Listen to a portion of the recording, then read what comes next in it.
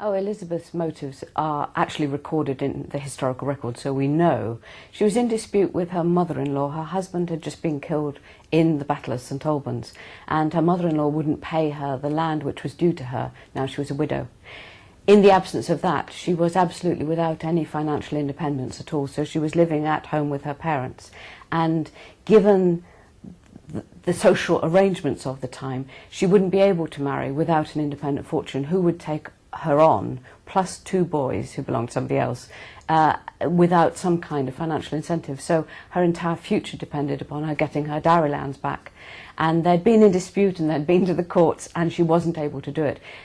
The source of all power in England at that time is the king, and so she waited, legend has it, under an oak tree by the side of the road, waiting for him to ride by as he was recruiting soldiers for the next battle he had to fight. And the legend is that she stepped out and he stopped and he fell in love with her.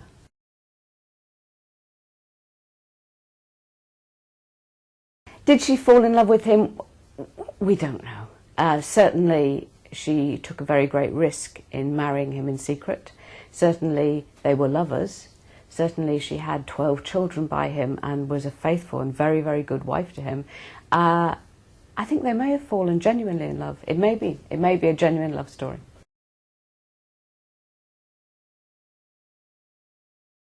What we don't know, what we can't know, is what Edward was thinking when he stopped his horse, spoke to her, and 6 weeks later married her in secrecy.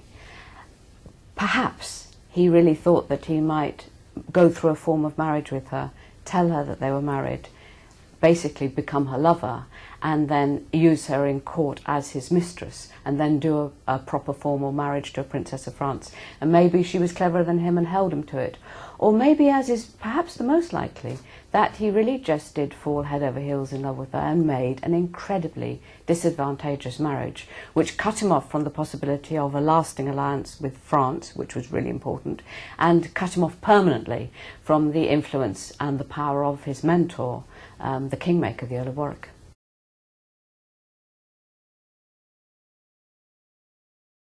What the marriage does for Edward is it, on the good side, it gives him the possibility of a whole new alliance, a whole new power grouping around the throne, which isn't York and isn't Lancaster, but is this extraordinary family, the Woodville family, who take their family name as the Rivers. Nobody knows why. I think perhaps in tribute to the goddess, their ancestress, the goddess of rivers. And because they have so many siblings, Elizabeth has so very many siblings, and they're all single, and they marry them out, they just spread them out amongst the aristocracy. So you get this incredible network of kingship who are absolutely loyal to each other and to Edward. So in a sense, that potentially could have worked tremendously well. The trouble is that what it does is that it focuses a lot of power on Elizabeth and her elite, her kinsmen, and that means that everyone who's displaced from these power positions becomes very jealous and becomes an enemy. Thus, the Earl of Warwick is displaced from the position he thinks he's going to be as chief advisor, and George, the brother, the Duke of Clarence, he becomes displaced from his position as firstly advisor, brother, and of course heir to the throne, when Elizabeth starts churning out these children, and he goes, what's going to happen to me?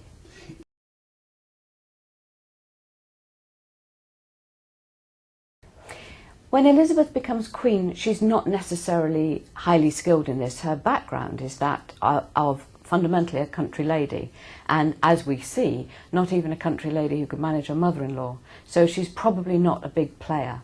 I think it likely, we don't know, but I think it very likely that the skill in this family comes from Elizabeth's own mother, Jacquetta, who had been the Duchess of Bedford, therefore married to a man of royal blood. He was running France at the time. She was the absolute top lady at the court of Margaret of Anjou, because they were a family connected to the House of Lancaster. So you've got a woman there who knows her way around the corridors of power and has been the second lady in the land at an English court before. She'd have known everybody. There aren't many people at this time. She'd have known all the families, she'd have known all the children. I imagine she knew how to manipulate the levers of power pretty well.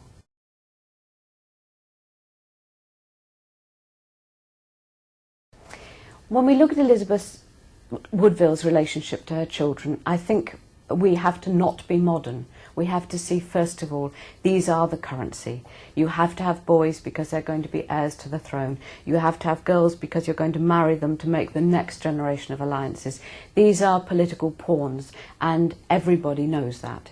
We don't know it because we're modern and because we think you should love your children, but they are first and foremost that kind of currency. They are part of the currency of power. However, having said all of that, clearly there's a bond between Jacquetta and her daughter Elizabeth Woodville, which is so strong that when Elizabeth is at her times of greatest danger, you know, when she's in the Tower, when she's in Sanctuary, her mother always goes to her. There's never a moment when Elizabeth Woodville is really in trouble, but her mother's always there until her death. It's very touching. Clearly, you know, when Elizabeth Woodville was widowed and had no money, she went home to her mother. So there's a very strong maternal bond there, and I think it possible that Elizabeth carried it through to her own children. Certainly, she lost both sons. One almost certainly to death, one we simply don't know, the princes in the Tower. And her children, you know, were dispersed from her. But even when she was in disgrace in old age, Elizabeth Woodville was visited by her daughter, then Queen Elizabeth. So Elizabeth, the daughter, made an effort, really a very substantial effort, to stay in touch with her mother, even when that was quite difficult to do.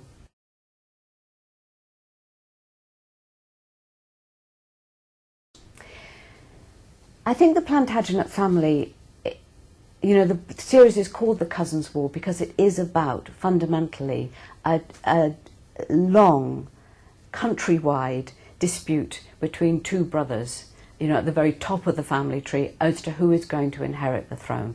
And one set of brothers call themselves the House of Lancaster, and the other brother calls himself the House of York.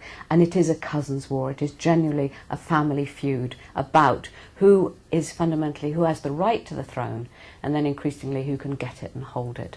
So you have this family which is absolutely divided in terms of their own ambition. With the Woodville family, what you see quite warmingly, really, is a family that absolutely operates together. They see that Elizabeth is their key to greatness. She does her marriage probably almost privately. Her mother knows about it, probably nobody else. We don't even know that her father knew about it. I think he can't have done. And then what they do is they just get behind her. What then happens as the power unravels, as Edward dies, is that you get this situation where it is pretty well everyone for themselves, but what you don't get in the case of the Woodvilles is that big division inside the family. They're a united family.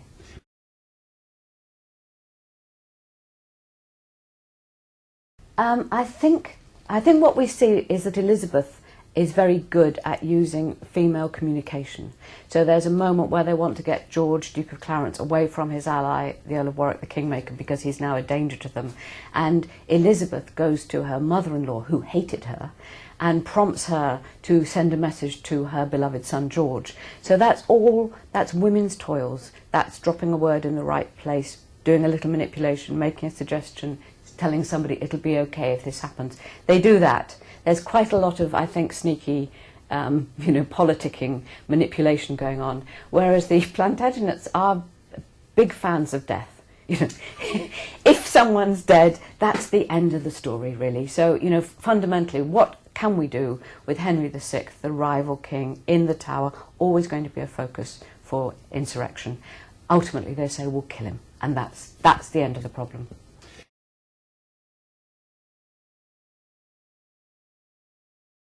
I think when we first meet Elizabeth, she's a country woman. She's, you know, an impoverished widow of a highly respectable knight of the House of Lancaster. But by the time we leave her, she's a queen who's gone through absolute power, and therefore the possibility of behaving pretty well exactly as she wants. Absolute defeat, including the loss of her son. And a woman who is like looking to survive. So I think why I like her so much and why I think she's so interesting to work on is that she's a woman who runs that gamut, which even modern women recognise, that you do have your moment when, you know, you're in your prime and everything's gone really, really well for you, and you have a moment where you are in very much control of your life. And then lots of women find that there are times when, in a sense, they lose a great deal. And we see Elizabeth lose everything and then start to find her way back.